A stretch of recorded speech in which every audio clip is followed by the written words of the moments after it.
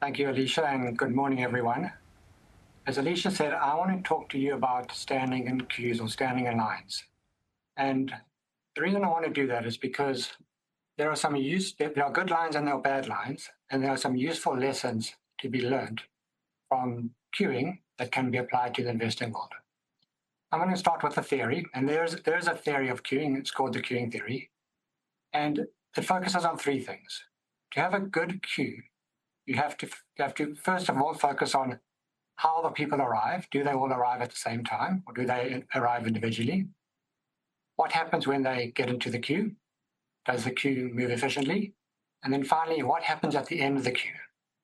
When you get to the decision point, how is that decision made? So that's the theory.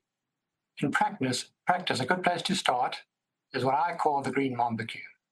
So I am the fortunate holder of a South African passport, aka the green mamba, and I am fortunate enough to go through Heathrow Airport a number of times every year. And anyone who's been through Heathrow on the green mamba will know that there are a few lines there at passport control. The first line is UK-EU, and that's automated. The next line is for families, and that tends to be well-staffed and not too crowded. And the other line is for everyone else. That's where we go, right? That's the so-called all other passports line.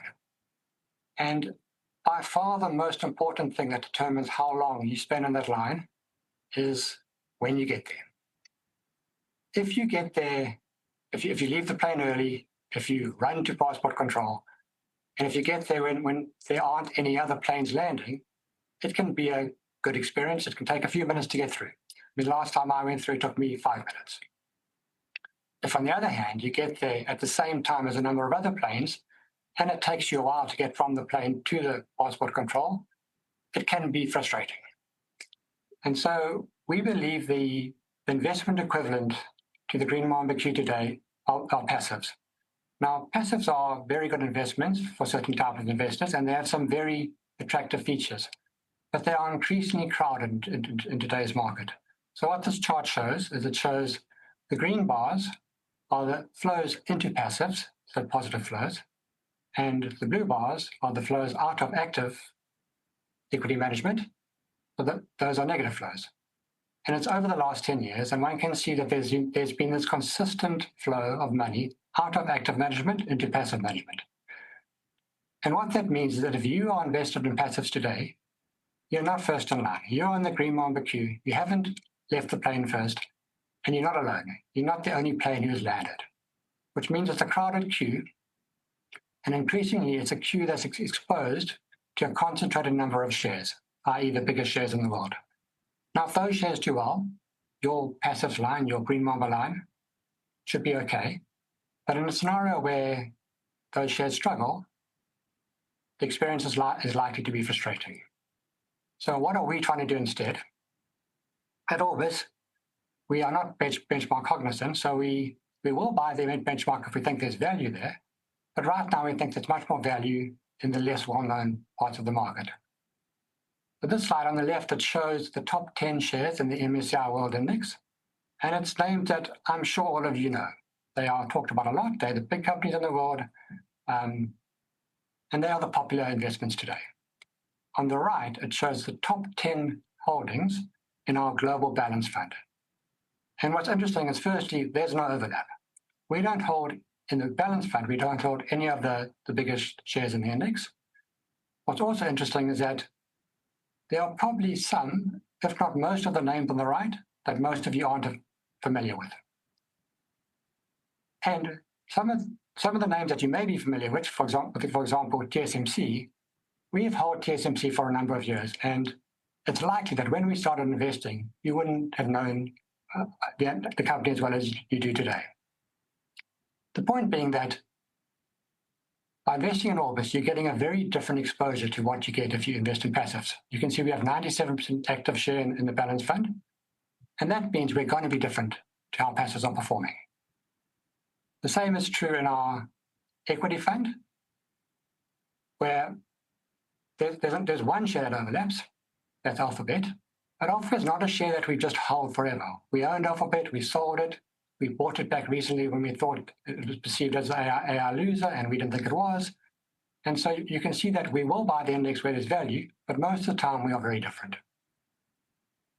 And the pushback we often get from clients about being different, is that if you're not invested in the bigger shares, those are the ones driving the market. So those are the ones driving performance, and you likely don't underperform. Now, yes, the big shares, particularly in the US, have done well. So on the right here, the brown bars are the Mag 7. So the big 7 tech companies in the US. And the bars show the price performance of these shares last year, so during 2025. And you can see they did well to okay. So Google was up 65%, Amazon was up about 5%. So if you had owned Mag 7, you would have done well. But what is more important to note is that there are many other shares in the world that aren't talked about as much that did even better last year. So on the left are the top 10 contributors in the Orbis Global Balance Fund. And the bars show how much the price went up last year. So it's not contribution to fund, but it's pure price performance. And you can see all of our top 10 contributors, the price went up more than 100% last year. And some of them went up 200+%. So Micron, Nebius up more than 200%. And the point of the slide is not to brag. The point of the slide is to show that there are lots of opportunities in the world.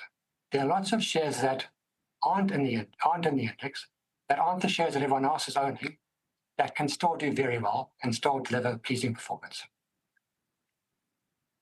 So that was the green mamba line. The next line I want to talk about is what I call the Angazi line. And Angazi is a Zulu word for I don't know. And the line that typifies Angazi to me is the Home Affairs line. Now, I've recently been in South Africa. I had to renew my passport, and I spent 3 days in lines at Home Affairs. And the overwhelming feeling one gets when standing in that line is just Angazi. You get there, the line starts outside. If you're starting in Wynberg, it starts in the parking garage. If you're starting in Caledon, it starts outside. And you just stand in this line and you don't know what's going on. Everyone who joins the line asks you, they say, what is this line for? What documents do I need? How long is it going to take? And the answer is always, I just don't know. Angazi. And that is a very difficult line to stand in because you don't know how it's going to end. In the investment world, that is the worst type of line to stand in. It's a type of line where you stand, you commit yourself to for a few hours, a few months, a few years, and you're never sure what the end result's going to be. So we try and avoid these type of lines. Unfortunately, in the world today, we think there are some lines that investors are standing in that are similar to the Angazi line. And the first one is what I call the Akazi line. And that means he doesn't know. And there is a view that Donald Trump knows what he's doing. And I am very sure Donald Trump and the US presidency has a long-term vision of where they want to go. I'm less convinced that they know what they're going to do next week. I also think that a lot of what Donald Trump says is purely noise. So out of the 10 things he says, 8 of it's probably noise, and 2 of it's probably things you should be aware of. So an investment strategy that tries to benefit from what Trump, or tries to predict and benefit from what Trump is going to say, we think that's flawed. Having said that, geopolitics is very important. So we spend a lot of time thinking about geopolitics, and we try and understand how it's going to affect our investments. But we don't invest purely on geopolitics. We don't stand in the geopolitics line because we don't think it's a line where the probability of success is particularly high. The other line that we are somewhat concerned about is the AI line. And akeko or azio means nobody knows. And the reality is that if you are investing in a pure, I want to own AI, if that's your strategy, it's very hard to know how that line is going to turn out, what the end result is going to be. The example I've given here, the picture shows, it's NVIDIA's latest platform. It's called Rubin. It's going to be rolled out later this year. And the point about it is that NVIDIA are claiming that Rubin will be, on certain metrics, Rubin will be 5 to 10 times more efficient than their current platform, which is Blackwell. Now think about that. First of all, NVIDIA is on a 1-year cadence. What that means is that every year they bring out a new version of their platform. This version, Rubin, is going to be 5 to 10 times better than the prior version. that is an incredibly fast pace of change. Now, if you're investing with a pure, I want to own AI strategy, how do you know what's going to happen over the next 3 years, 5 years, 10 years? I don't think you can. You're in a Angazi line. I don't know what's going to happen. Possibly even worse, nobody knows. But like geopolitics, we think AI is important. We believe in AI. We think it's going to have a large impact on the world and a large impact on many companies and investments. So what are we doing instead? Well, the nice thing about AI and the nice thing about having a global universe is that there are a lot of ways to invest into AI. You don't have to just buy the AI trade or buy the headline stocks. You can own many different companies which are affected by AI, but are not the first order names that everyone thinks of. And over the last few years, we have owned, first of all, we owned AI picks and shovels. Increasingly, we've moved towards owning what we call the AI consumables.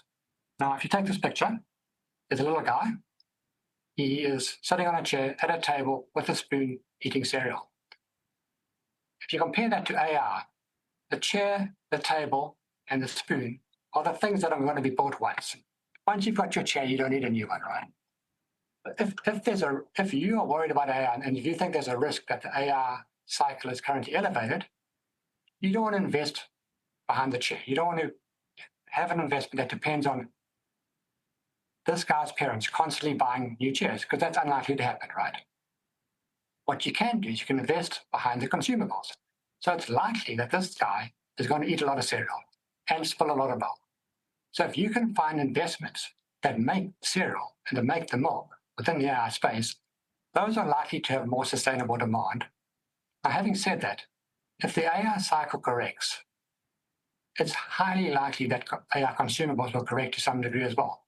But if you can see through that, if you have a long-term time horizon, we think the demand outlook for the consumable side of AI is more sustainable than the demand outlook for some of the more capital-intensive items that are more once-off in nature.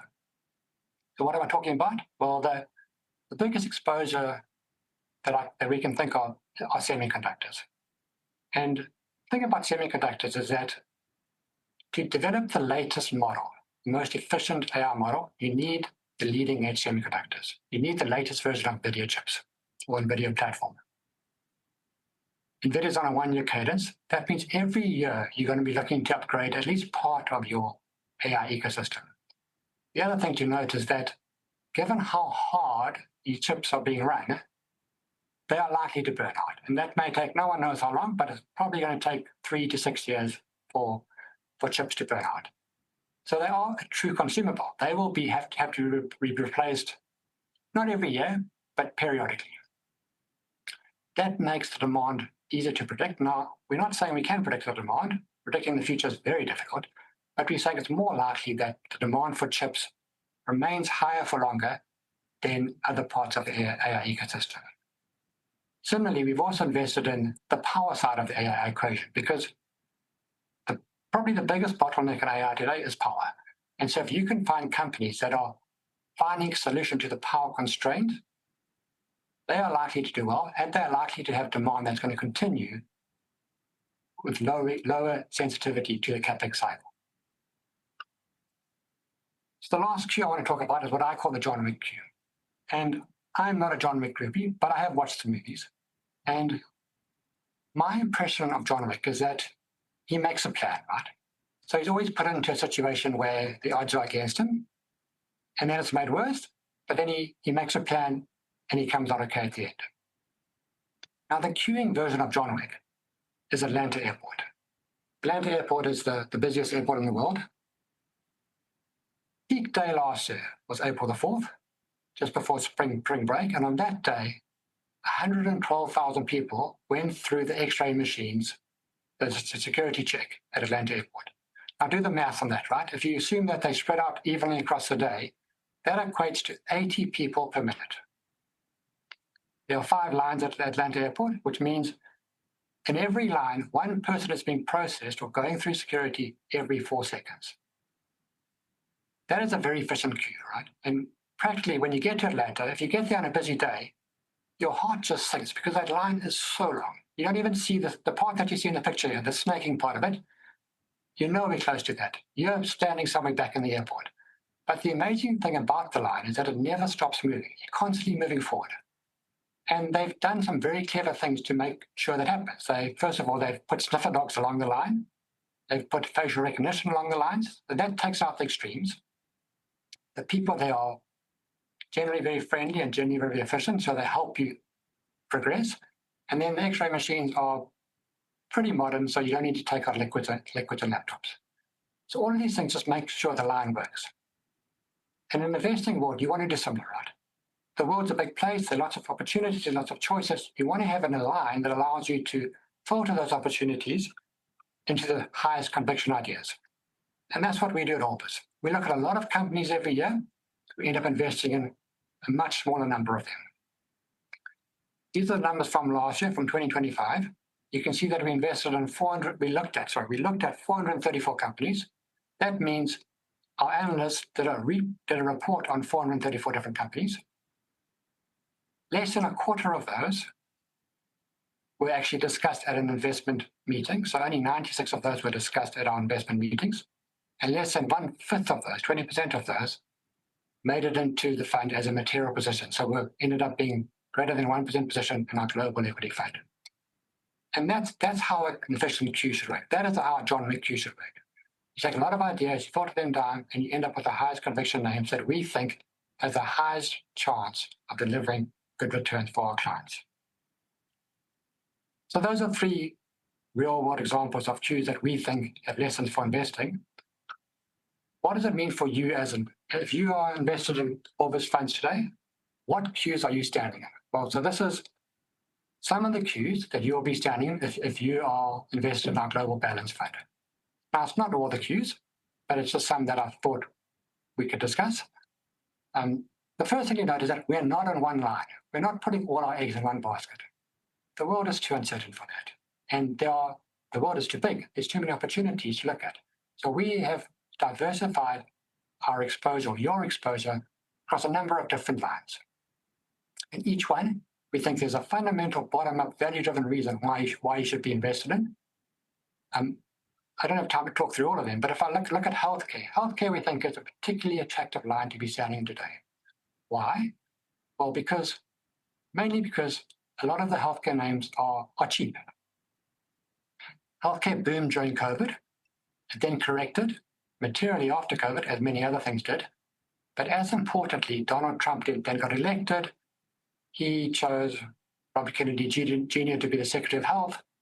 And since then, there's been a lot of noise about changes that they want to make to the US healthcare system. And the US healthcare system is the biggest in the world, and it drives the healthcare market. And they're talking about changing funding, how trials are done, patent lengths, pricing, drug pricing, all the way through to who pays for the drugs, i.e. the health insurance. That means there are a lot of the companies that have been affected by the noise. The share prices have gone down, and there are a lot of opportunities of companies that we think are high-quality companies that are fundamentally undervalued. And we've increased our exposure over the last year or two towards healthcare, and it ranges. Some of it is biotech, very specific bet on certain drugs. Some of it is health insurance, which we understand really well. And some of it is the picks and shovels, the healthcare equipment providers. The other nice thing about healthcare is that it is a defensive sector. And what that means is that historically, when the markets have sold off, healthcare has done particularly well. Now, we're not saying there will be a sell-off today, but there's a chance. And if it does, you're in a line that's likely to do well in that scenario. So there's 2 ways to win by owning healthcare today. Gold is similar, but it's more advanced. So we have held gold in the balance fund for many years. And for the first few years of our holdings, gold went nowhere. Gold was at $2,000 for 2-3 years. We owned the miners, and they were struggling. They were not controlling costs. They were spending money on capex, doing poor M&A deals. So for many years, the gold exposure in the balance fund did not contribute. That has recently changed. Obviously, the gold price has gone to $5,000 now. And as a consequence, we've owned both the gold metal and gold miners. The gold metal's done well, and the miners have done even better. Now, the nice thing about gold is that it's an insurance policy, but it's also got this breakout potential, which we've seen recently, in that if the world decides that the safe haven asset, that is US dollars or US treasuries, is less safe than they used to be, they will move into gold, and that's what we've seen happen recently, and that has helped our performance. AI consumables I've talked about, and I won't talk about power grid or EM or idiosyncratic, but all of them are lines that we are standing in that we think have similar fundamental reasons to be in, are not as crowded, are easier to predict, and are more likely to result in attractive returns for our clients. So putting all that into numbers, these are the returns on the three main funds that you can access in South Africa. So there's the Orbis Global Equity Fund, Orbis Global Balance Fund, and the Orbis Global Cautious Fund. And it's absolute returns at the top and relative returns in the bars. And two things to note. Firstly, the 1 year numbers have been good. So you can see our relative performance is double digits for all the funds. More, as importantly, the absolute numbers are pleasing. So the Global Equity Fund did 37% last year, the Global Balance Fund did 38%, and the Cautious Fund did 24%. Those are unusually high absolute returns. We're very pleased we achieved them, but we wouldn't expect those to be an average year. Last year was unusually high absolute returns. The other thing to note is that our relative numbers are okay over 5 years, better over 3 years, and good over 1 year. We struggled 5, 6, 7 years ago, and those are still in our 5 year numbers. However, our aim is to deliver good absolute and relative returns to our clients over 5 year periods. We are long-term investors, so our goal is to get those 5 year numbers up, and that's what we are working on.